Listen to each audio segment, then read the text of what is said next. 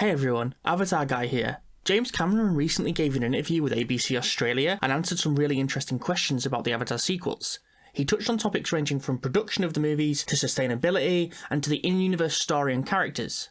I've picked out two questions from the interview that I found the most important to cover. The first got me excited as well as a little bit anxious for Avatar 2. James Cameron was asked about the idea of dramatic jeopardy in the Avatar sequels. In other words, are the main characters at risk of dying?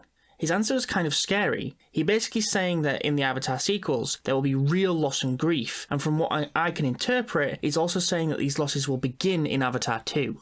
We know that Jim Cameron isn't afraid to kill off his characters. I mean, Jack and Rose both die in Titanic.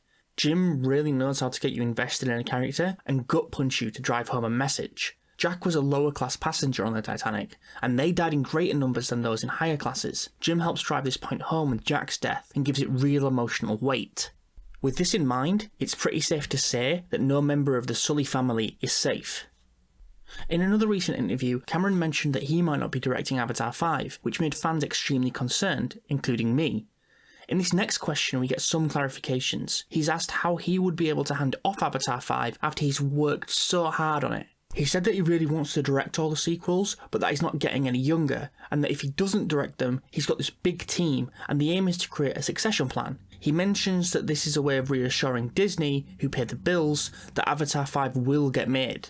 This makes me think that someone like Maria Battle Campbell could take over Jim directing duties if he chose not to do it, or was unable to do so. First, if you don't know Maria Battle Campbell, she was the first unit director on the original Avatar and is also the first unit director on all of the sequels. So she's been working with Jim Cameron for a long time and is probably one of the people who's most familiar with his process. I also think this speaks of how well he's planned the sequels. Jim obviously has the mindset now that so much is done and it's so well planned that he can sort of hand this off to his team. If he couldn't continue, that in-depth knowledge and instruction is all there.